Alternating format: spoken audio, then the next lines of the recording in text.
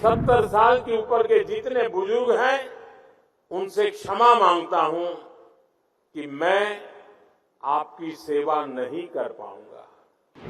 मुझे जानकारी तो मिलेगी, लेकिन मैं आपको सहाय नहीं कर पाऊंगा। लेकिन राजनीतिक स्वार्थ की वृत्ति की दीवारें मुझे दिल्ली के बुजुर्गों की सेवा करने से रोक रही है।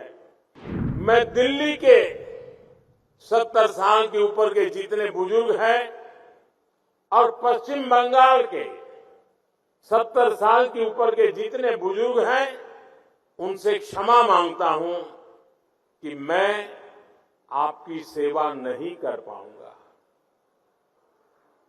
मैं उनसे क्षमा मांगता हूं कि मुझे पता तो चलेगा आपको कष्ट है, मुझे जानकारी तो मिलेगी, लेकिन मैं आपको सहाय नहीं कर पाऊंगा। और कारण, दिल्ली में जो सरकार है और पश्चिम बंगाल में जो सरकार है वो इस आयुष्मान योजना से जुड़ नहीं रही है। अपने राजनीतिक स्वार्थ के लिए अपने ही राज्य के बीमार लोगों के साथ जुल्म करने की वृत्ति, ये प्रवृत्ति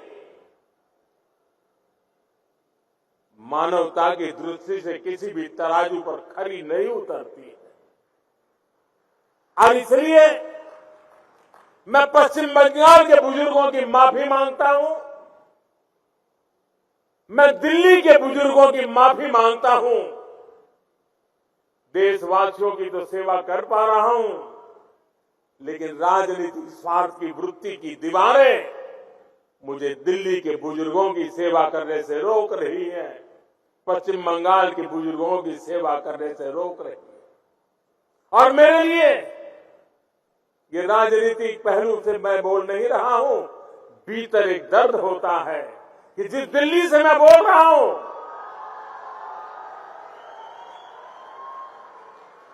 दिल्ली के भी बुजुर्ग मेरी बात सुनते होंगे।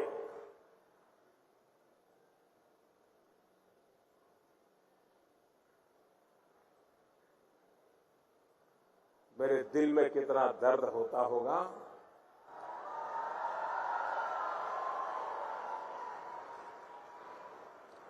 मैं शब्दों में बयान नहीं कर पाऊंगा। साथियों, गरीब हो, मध्यम वर्ग हो, सभी के लिए इलाज का खर्च कम से कम हो, ये हमारी सरकार की प्राथमिकता रही है। आज देश भर में 14,000 से ज्यादा पीएम जन औषधि केंद्र इस बात के साक्षी हैं कि हमारी सरकार कितनी संवेदनशीलता से काम कर रही है। जन औषधि केंद्रों पर 80% डिस्काउंट पर दवाइयां मिलती हैं। अगर ये जन औषधि केंद्र ना होते तो गरीबों को, मध्यम वर्ग को अब तक जो दवाइयां बिकी है उसके हिसाब से मैं कह सकता हूं कि 30,000 करोड़ रुपया उनका दवाइयों के लिए ज्यादा खर्च हुआ होता, उनके 30,000 करोड़ रुपए बचे, क्योंकि जन औषधि केंद्र से दवाई मिली, 80% डिस्काउंट में मिली। आप जानते हैं, हमने स्टेंट और नी इम्प्लांट में जैसे उपकरणों को सस्ता किया है। अगर ये निर्णय भी ना लिया होता तो सामान्य मानवी पर, जिन्होंने ये ऑपरेशन करवाए हैं, उनको 80,000 करोड़ रुपए ज्यादा खर्च करना पड़ता। ये हमारे प्रयासों का परिणाम है कि उनके 80,000 करोड़ रुपए बचे हैं। मुफ्त डायलिसिस की योजना से भी लाखों मरीजों का हजारों करोड़ रुपए का खर्च बचा है।